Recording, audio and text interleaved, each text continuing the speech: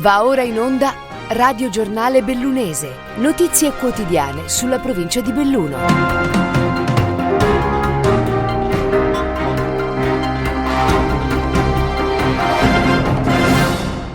Benvenuti a un nuovo appuntamento con il Radio Giornale Bellunese. Questi fatti che affronteremo nell'edizione di oggi di mercoledì 13 ottobre 2021. Coronavirus, campagna vaccinale, sono oltre 283.700 le somministrazioni effettuate finora in provincia di Belluno. L'82,2% dei residenti dai 12 anni in su ha ricevuto almeno una dose. Il 78,3% della popolazione ha ricevuto il ciclo completo. Restano ancora da vaccinare circa 32.500 bellunesi, soprattutto nelle fasce di età 30-39 anni, dove le persone scoperte sono 5.300, 40-49 anni con 6.800 soggetti che non hanno ricevuto nemmeno una dose e 50-59 anni dove i non vaccinati sono 5.700.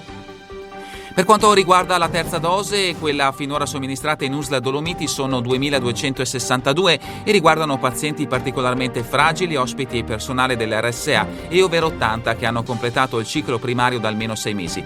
Proprio per gli over 80 è possibile prenotare da portale l'appuntamento per la dose aggiuntiva.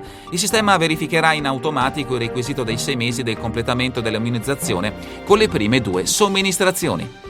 Cambiamo argomento. Chiusa dalla Direzione Distrettuale Antimafia di Trieste l'indagine sulla frode fiscale legata a un presunto traffico di rifiuti ferrosi in cui sarebbero coinvolte 7 aziende del nord-est, tra cui una ditta cadorina che avrebbe ottenuto un indebito risparmio d'imposta pari a 395.000 euro.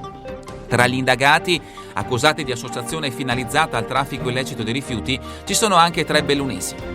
Incendio ieri attorno a mezzogiorno a Querovas. Le fiamme hanno interessato il sottotetto di un edificio adibito a lavanderia che presta servizio a una casa di riposo. Sul posto i vigili del fuoco per domare il rogo. Fortunatamente nessuna persona è rimasta coinvolta. Le cause dell'innesco sono al vaglio dei tecnici.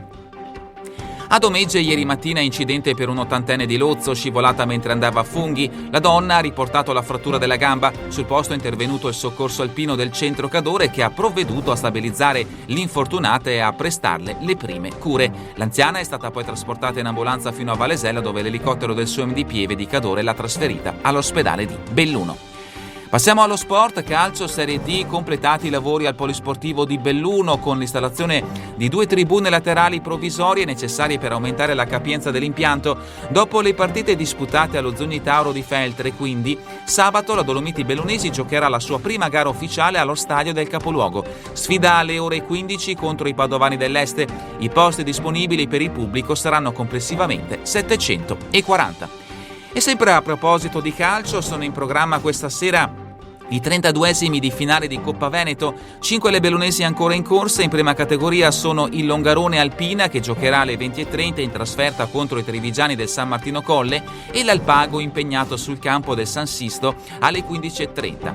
In seconda le sfide sono Fregona Fulgor Farra e il derby bellunese Gemelle Arsi. Per entrambe le gare fischio d'inizio alle ore 20:30. E con questa notizia è davvero tutto per l'edizione di oggi del Radio Giornale Bellunese. Vi ricordo che le notizie sono tratte dai quotidiani newsinquota.it, il Gazzettino di Belluno, il Corriere delle Alpi e dal sito del settimanale L'Amico del Popolo. A voi tutti un buon proseguimento di giornata, in compagnia come sempre di Radio ABM, la web radio dell'associazione Bellunesi nel Mondo. Avete ascoltato Radio Giornale Bellunese, notizie quotidiane sulla provincia di Belluno.